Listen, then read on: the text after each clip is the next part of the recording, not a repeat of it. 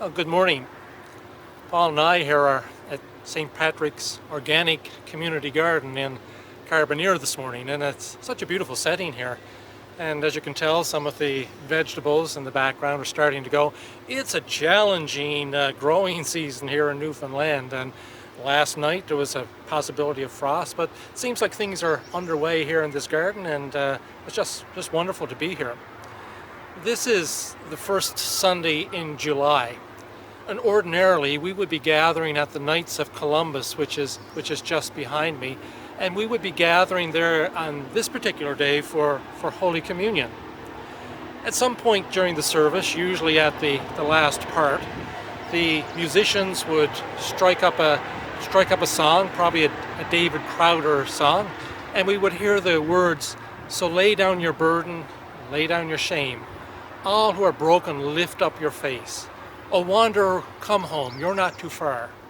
Lay down your hurt, lay down your heart. Come as you are." And we get out of our seats and we walk up to the front, and we got this old driftwood cross there that was made from driftwood from a beach from in nearby New Melbourne over in Trinity Bay. And there's a communion table that's made out of the wood from the boards from an old barn.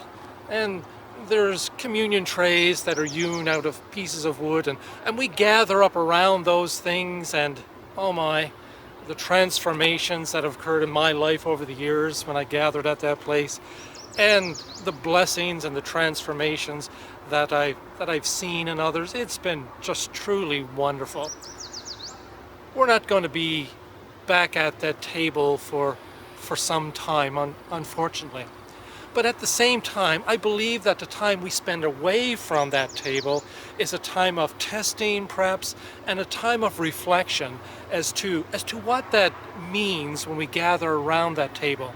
There was a time in the history of Israel when God's people had sort of made a ritual of things like fasting.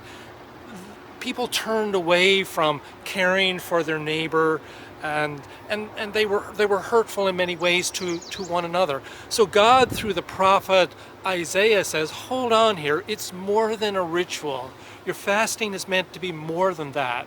And so God, through Isaiah, he says these words, "This is the kind of fast day that I'm after, to break the chains of injustice, get rid of exploitation in the workplace, free the oppressed, cancel debts.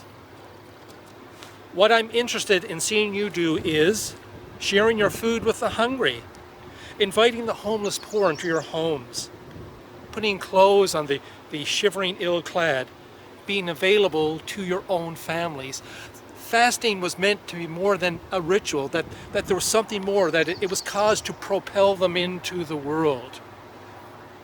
And in many ways, as we reflect on what the communion experience, we're challenged as well to do that.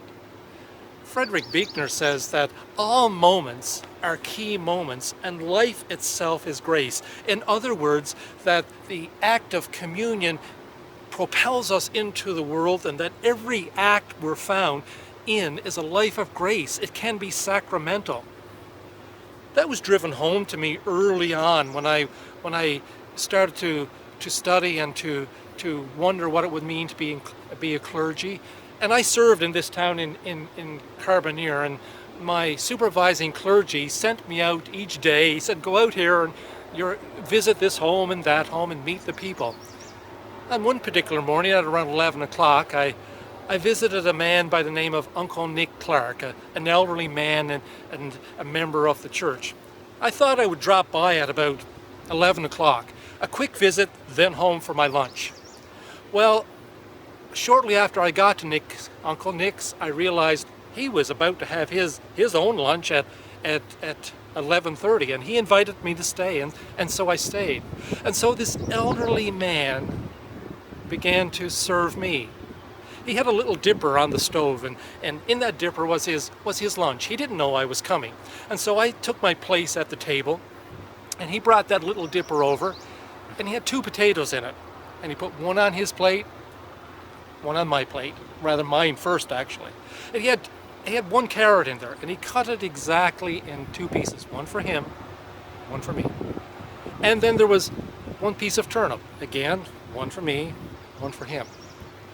And finally, there was one piece of salt meat. And by this time, I had tears in my eyes, not because I love salt meat so much, but this was such a sacramental and special moment that everything was equally shared. And we sat at the table and we prayed, and then we talked, and then he got up from the table and he served me a piece of pie, and he served me some tea, and he was totally insistent that I not help him with the dishes.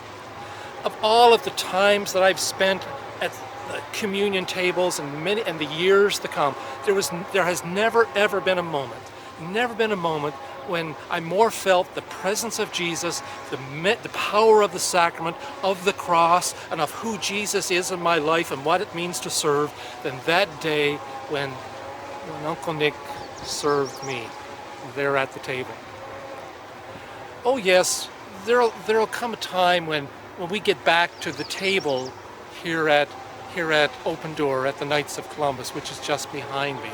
But I believe during these days we're called to perhaps reflect on what it means when we do serve communion at that table. How does it propel us out into our lives? Because as Buechner says, every moment is a grace moment. The sacrament, the sacred, can be found there. Caring for the poor, the oppressed. Wherever you go today, whatever you do today, and whatever moment you may find yourself in today, in your family, your friends, the workplace, whatever it is, the sacred is meant and can be found there. If we seek it, we will find it. All moments are key moments. And life is grace. It is sacramental. May you find Jesus, may you find the holy in the common things of life today and throughout this week. May you have a great week, and bless you.